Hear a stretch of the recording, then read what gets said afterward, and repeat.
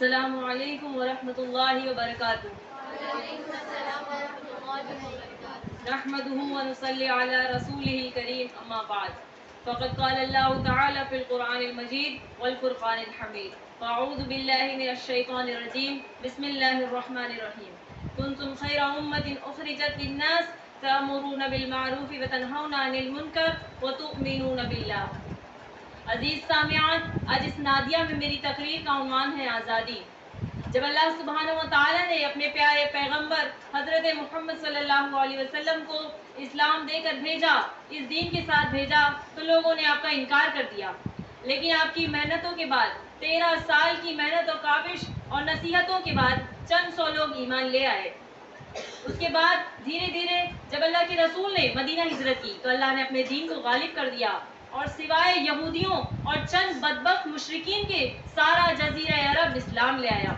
عزیز سامعین، اللہ نے مسلمانوں کو اور اسلام کو ایک بہت ہی زبردست نظام خلافت اور نظام عدلیہ سے نوازا ہے، جس پر عمل کر کے کئی خلیفہ، حکمران اور کئی سردار سرخ رو ہو گئے۔ عزیز سامعین، یہ وہ لوگ ہیں جنہوں نے امت کی خدمت کو انجام دے کر اور اللہ کی دی ہوئی زمین پر اللہ کے نظام کو قائم کر کے ان لوگوں نے اپنے رب کو راضی کر لیا۔ عزیز سامعین، اب خلافت اور بادشاہی نظام ختم ہو چکا ہے۔ اکثر ممالک میں جمہوری نظام ہے، یعنی ایسی حکومت جو عوام کے لیے اور عوام کے ذریعے ہے، جسے انگلش میں کہتے ہیں of the people, by the people, for the people. عزیز سامعین، اس حکومت کے قوانین میں سے ہی ایک قانون ہے کہ ہر شخص اپنے مذہب پر عمل کرنے کے لیے آزاد ہے، اسے کسی طرح کی کوئی پابندی نہیں۔ وہ جس طرح کا لباس پہننا چاہے پہن سکتا ہے، وہ جس طرح کا کھانا پینا چاہے کھا سکتا ہے، اسے ہر طرح کی آزادی ہے۔ عزیز سامعین، بھارت ایک ایسا ملک ہے جہاں پر تقریباً ہر تہذیب اور ہر مذہب کے لوگ آباد ہیں۔ اسی ملک کے اندر 700 سے زیادہ زبانیں بولی جاتی ہیں۔ لیکن اگر میں آپ سے کہوں کہ ہندوستان کے سارے لوگوں کو ایک جیسے لباس پہننے چاہیے، یا میں یہ کہوں کہ سارے لوگوں کو ایک جیسی زبان بولنی چاہیے، تو کیا ایسا کرنا ممکن ہے؟ ہرگز نہیں۔ لیکن اگر میں آپ سے کہوں کہ آپ پر زبردستی کی جائے، مسجدوں پر پابندی لگا دی جائے، نماز پڑھنے سے روکا جائے، برقع اور نقاب پر پابندی لگا دی جائے، غرض یہ کہ مردوں کو داڑھی رکھنے پر بھی پابندی لگا دی جائے، تو آپ کا کیا خیال ہے؟ عزیز سامعین، ہمارا یہ ملک آج سے کئی سالوں پہلے آزاد تو ہو گیا، لیکن اور ہمیں یہ آزادی ملی، لیکن کیا آپ کو یقین ہے کہ ہم سچ مچ آزاد ہیں؟ ہم ہر سال اپنے اس ترنگے کی پرچم کشائی کر کے ہم اپنے آپ کو آزاد ثابت کرتے ہیں اور ہم اپنے آپ کو آزاد سمجھتے ہیں، لیکن کیا آپ کو سچ مچ یقین ہے کہ آپ آزاد ہیں؟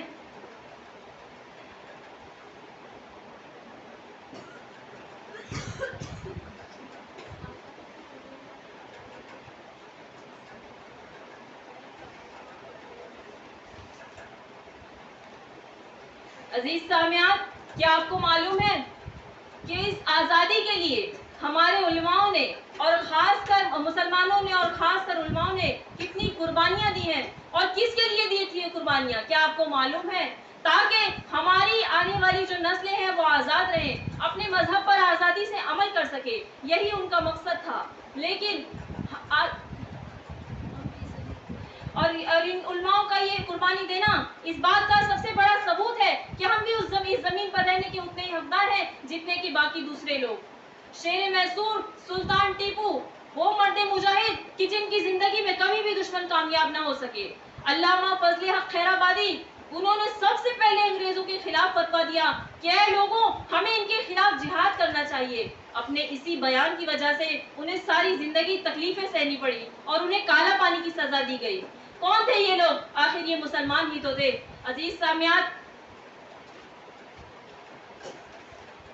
یہ ہماری یعنی ہندوستانی مسلمانوں کی تاریخ کا حصہ ہے، جسے کچھ فسادی لوگ تاریخ کے پنوں سے مٹانا چاہتے ہیں اور نہیں چاہتے کہ کسی کو بھی یہ حقیقتیں معلوم ہو۔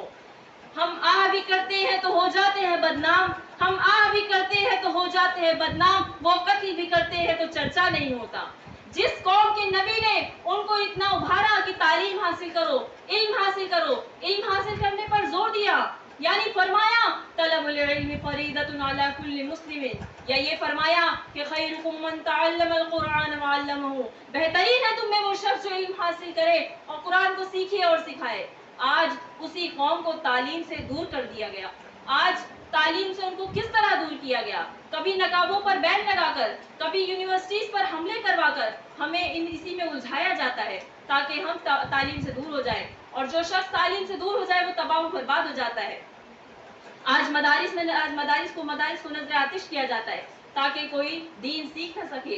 जब कोई शख्स दीन सीखेगा ही नहीं, मदरसों में जाएगा नहीं, तो दीन उनके अंदर से निकल जाएगा, और जिसके अंदर से दीन निकल जाए वो जिंदा रहे या मर जाए क्या फर्क पड़ता है। अजीज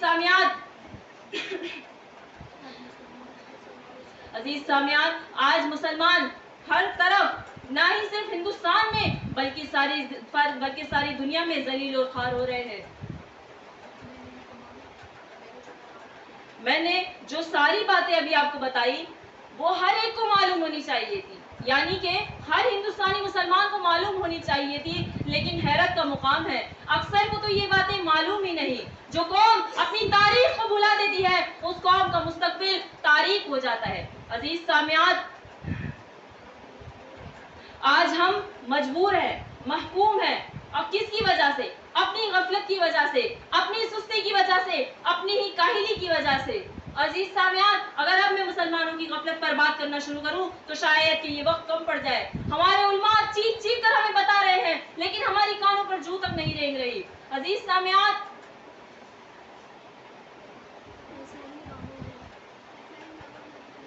ऐसा ही माहौल होगा, ऐसी ही गफलत होगी, यही समा होगा कि जब काबे को गिरा दिया जाएगा और मुसलमानों को बर्बाद कर दिया जाएगा। जब मुसलमानों को बर्बाद कर दिया जाएगा, काबे को गिराया जाएगा, दज्जाल निकल आएगा, तो अपनी जिंदगियों में मस्त रहने वाले ये लोग, अय्याश परस्ती अय्याशी में डूबे रहने वाले ये लोग रोना रोएंगे कि हाय मुसलमानों पर तो जुल्म हो रहा है। हरगिज़ मत रोना, ना मातम करना तो अपनी गफलत पर, अपनी काहिली पर करना, और तुम रोना तो अपनी गफलत के लिए रोना।